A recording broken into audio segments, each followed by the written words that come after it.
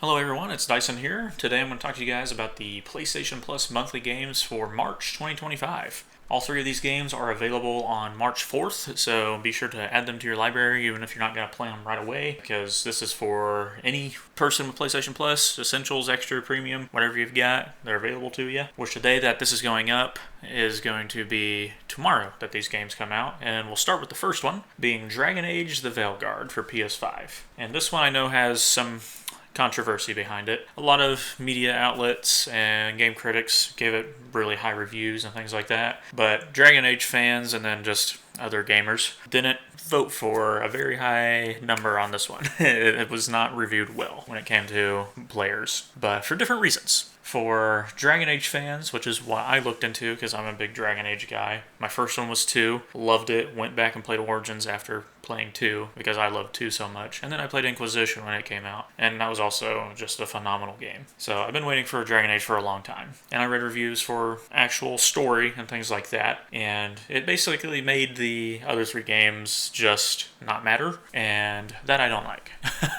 I will probably eventually try this one, but this one, since I do a little rating on like how good the games are every month for the monthly games, and then again for the games catalog later in the month, I don't know that Dragon Age the Veilguard is kind of given just like because I love Dragon Age so much, I guess it's like not really making the points go down, but there's nothing about it making it go up. Because from a gameplay standpoint, I think people like the gameplay. From many reviews that I saw, there's some people who didn't like it, but I think those were newer players, or just maybe some changes for like the really hardcore players that they didn't like. But the gameplay, from what I could tell that I've seen of and what people have reviewed of it, it's okay. It's mainly the story stuff and writing. Writing's another one. And then there's all the other stuff that I'm just not even going to talk about that people, don't like the game for. And that I don't really care. I just want the game to have good writing and be fun.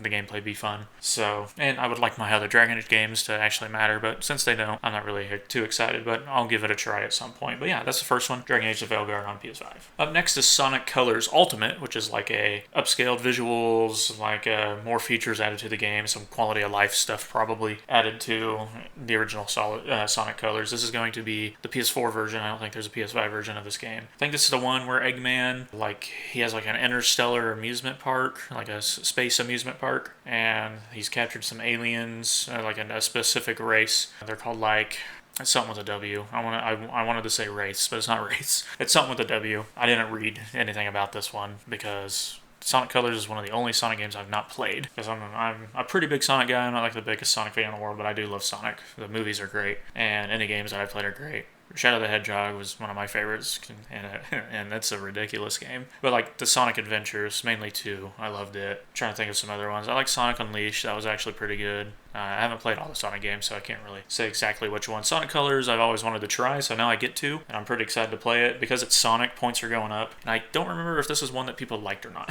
That's the one I'm trying to remember. I'm like, do people like this one or not? But hey, since it's like a remaster, maybe it's a little better than the original, or it's worse. Some remasters are worse. But anyways, I'm personally excited to give this one a go. The most recent Sonic game I played, of course, was Sonic X Shadow Generations, and that's phenomenal. I'm still a bigger fan of the Shadow parts of the games, but the Sonic parts are also fun. So yeah, this one's bumping up the points a little bit for the overall rating so far.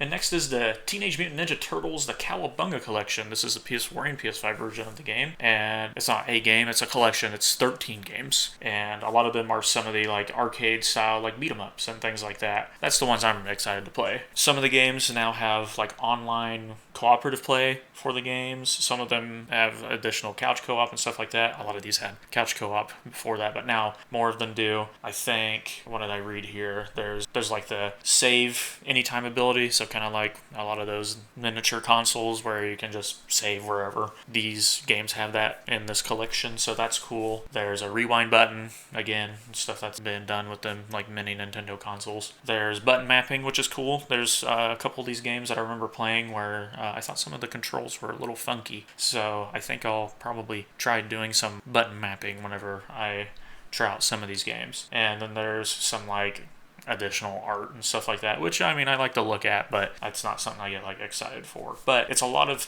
Ninja Turtles, and I do love me some Ninja Turtles. As a kid, I was a big Donatello guy because I like green and purple. And, he's wearing purple and he's green, so that was cool. Also, I like that he was the smart guy, and he had the most simple weapon that I thought I would probably, if I ever had to fight with a weapon, probably use the best, and that was a stick. I'm like, I'll just whack someone with a stick real hard. Yeah, I could do that.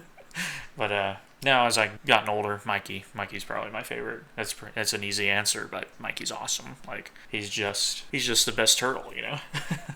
But this one is bumping up the points pretty good. I'm very excited to try a lot of these games. I mean, it's 13 games. We're technically getting 15 monthly games because of this Cowabunga collection, which is pretty gnarly. It's definitely making up for some of the aspects of Velguard, because Velguard came out 4 months ago. That's the crazy part to me. That game is only 4 months old and it's already a monthly game for PlayStation. That's pretty bonkers. It says a lot because it didn't sell like they wanted it to. I'm all ready for BioWare. There we go. It didn't sell like BioWare was expecting. And when you kind of make the other games not matter, and some of the other issues with the game where just other people aren't going to try the games. But for me, it's the story, writing, and making my other 3 Dragon Ages that I hold so dear not matter. That probably made a lot of other people also not want to play it. And then again, there's the other reasons, which I am just not going to talk about besides mentioning them that. That's as far as I'll go. But for this month, the monthly games, I'm going to give the rating of, I'm just going to have to, it's a 7 at the highest, honestly. It's not any higher than that. It's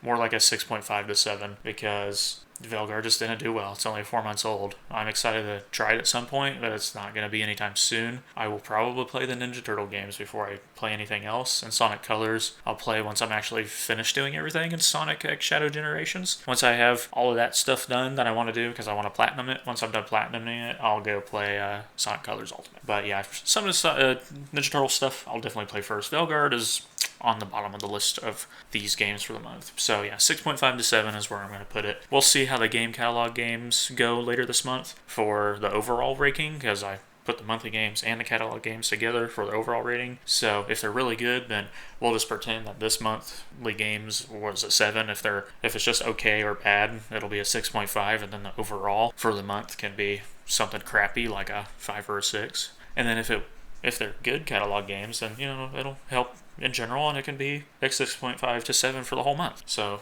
we'll see. Anyways, thanks everyone for watching. Hope you guys enjoyed, and I hope you're at least excited to try some of these, because I mean, heck, it's Ninja Turtles. And then if you don't like that, hey, there's Sonic. And if you don't like Sonic, hey, there's Dragon Age. But not even a lot of Dragon Age fans like it. So at this point, it's hey, Ninja Turtles and Sonic. But yeah, thanks everyone for watching. Hope you guys enjoyed. Toodaloo.